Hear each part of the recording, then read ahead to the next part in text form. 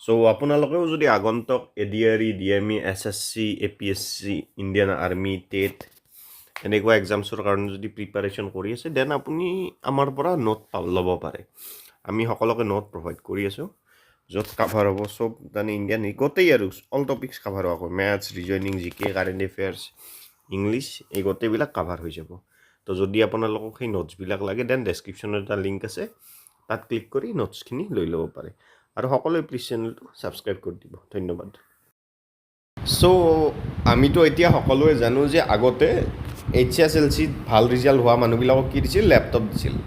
কিন্তু এতিয়া তাৰ বিপৰীতে চৰকাৰে এটা স্কীমে লঞ্চ কৰিলে, যিটো মই ভাবোঁ যে বেয়া কৰা নাই আচলমতে। নহ'লে কি হয়, মুখ্যমন্ত্ৰীয়ে কোৱা মতে তাৰমানে যিমান 5 লাখ তাৰমানে ল'ৰা ছোৱালী নহয়, ঠিক ছোৱালীয়ে মেইনলি HSLC পাছ কৰে বা HS পাছ কৰে, তেওঁলোকে কি হৈ যায়, বিয়া হৈ যায় লগে লগে। এইটো এটা সমস্যা বাৰু আমাৰ অসমৰ। আৰু তাৰ কাৰণে আমাৰ মুখ্যমন্ত্ৰী ডাঙৰে কি কৰে, এটা স্কীম এটা লঞ্চ কৰে। আৰু এই স্কীমটোৰ নাম হৈছে মুখ্যমন্ত্ৰী নিযুত মইনা 2024। তো এইটোত কেনেকৈ কিদৰে আপোনালোকে তাৰমানে ফৰ্মখন ফিল আপ কৰিব বা কেনেকৈ ধৰক কি পইচা পাব, সেইবিলাক মই গোটেই কৈ আছোঁ।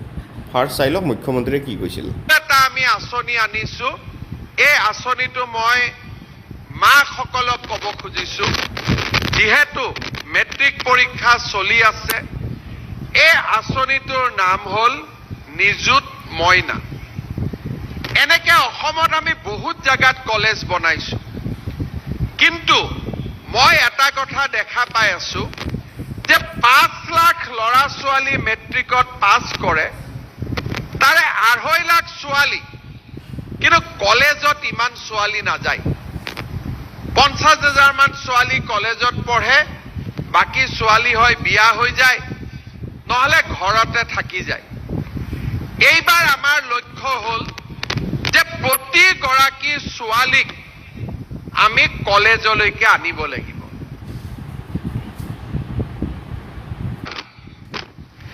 মেট্ৰিক পাছ কৰি, হায়াৰ ছেকেণ্ডাৰী পাছ কৰি আৰু ডিগ্ৰী পাছ কৰি যিবিলাক ছোৱালীয়ে কলেজত এডমিশ্যন ল'ব, তেওঁলোকৰ বেংক একাউণ্টত আমি 10,000 টকা সোমাই দিম, যাতে তেওঁলোকৰ পঢ়া শুনাৰ দায়িত্ব দেউতাক মাকে ল'ব নালাগে, আমি ল'ব পাৰোঁ।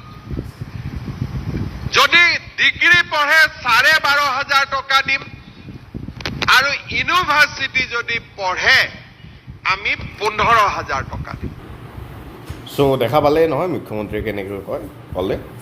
তাৰমানে যদি HSLCত নাম লিখে দেন 10,000, HSLC পাছ কৰি HS ফাৰ্ষ্ট ইয়াৰত যদি নাম লিখে 10,000 টকা, ডিগ্ৰী পঢ়িলে 12,500, আৰু যিয়ে MA বা MSc এনেকুৱা ধৰণৰ কোৰ্চ কৰে দেন তেওঁৰ কাৰণে 15,000 টকা। চ' বলক এতিয়া আমি চাই লওঁ এই ফৰ্মখন যি আছে, এই ফৰ্মখন ক'ত পাব আপোনালোক। মই ফাৰ্ষ্ট এইটো কৈ লওঁ, এই ফৰ্মখন আপোনালোকে অনলাইন ডাউনলোড কৰিব নোৱাৰে। এই ফৰ্মখন আপোনালোকে মেইনলি পাব আপোনালোকৰ ওচৰৰ যিবিলাক মেম্বাৰ আছে বা কাউন্সিলাৰ আছে, তেওঁলোকৰ তাত এই ফৰ্ম আহি গৈছে ইতিমধ্যে। তো তাৰ পৰা সকলোৱে ফৰ্মখন আনিব পাৰে, আৰু যিয়ে পঠাইছে তেওঁলোকে বাৰুতো কথাই নাই। মই এতিয়া দেখাই আছোঁ এই ফৰ্মখন কেনেকৈ ফিল আপ কৰিব। চ' এইখন হৈছে ফৰ্ম। মোক ক্ষমা কৰিব, এই ফৰ্মৰ কোৱালিটিটো মই ভালকৈ নাপালোঁ, মই বিচাৰিলোঁ বহুত। তাৰমানে আপোনালোকে এইটো ক'ত পাব, নিজৰ ওচৰত যি মেম্বাৰ বা কাউন্সিলাৰ আছে তাতে পাব। ফাৰ্ষ্ট ফৰ্মখনৰ ওপৰত লিখিব লাগিব পৰিয়ালৰ মুৰব্বীৰ নাম, নিজৰ দেউতাৰ নাম, বা যদি ধৰক নিজৰ মা পৰিয়ালৰ মুৰব্বী, দেন ইয়াত নামটো লিখিলেই হ'ল। তাৰপিছত আপুনি অৱতীৰ্ণ যিজনী ছাত্ৰী আছে তেওঁৰ নামটো লিখিব লাগিব, যি নাম সেইটো নামটো লিখিলে হ'ল, বয়সটো ইয়াত লিখিলে হ'ল, যিমান বয়স আপোনাৰ। তাৰপিছত চ' যি শিক্ষা অনুষ্ঠানত আপুনি ধৰক পঢ়িব সেইটোৰ নাম লিখিব লাগিব। যদি আপুনি ধৰক দ্বাদশ অৱতীৰ্ণ হৈছে, তাত আপোনাৰ নামটো লিখিব লাগিব বা বয়স।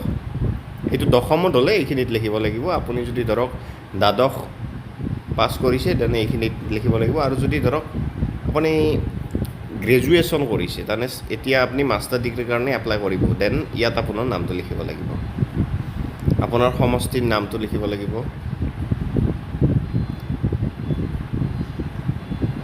আৰু ইয়াত ধৰক বুথ কেন্দ্ৰৰ নাম আৰু ইয়াত নাম্বাৰটো লিখিব লাগিব আৰু ইয়াত ফোন নাম্বাৰটো লিখিব লাগিব আৰু ইয়াত আপোনাৰ কি কয় পৰিয়ালৰ যিজন মুৰব্বী আছে তেওঁ ইয়াত ছিগনেচাৰ কৰিব লাগিব মই আৰু এবাৰ কৈছোঁ এই ফৰ্মখন আপোনালোকে নিজৰ ওচৰৰ কাউন্সিলাৰ বা মেম্বাৰৰ ওচৰতে পাব এইখন অনলাইন ডাউনলোড কৰিব নোৱাৰে আৰু জমাও তাতে দি আহিব লাগিব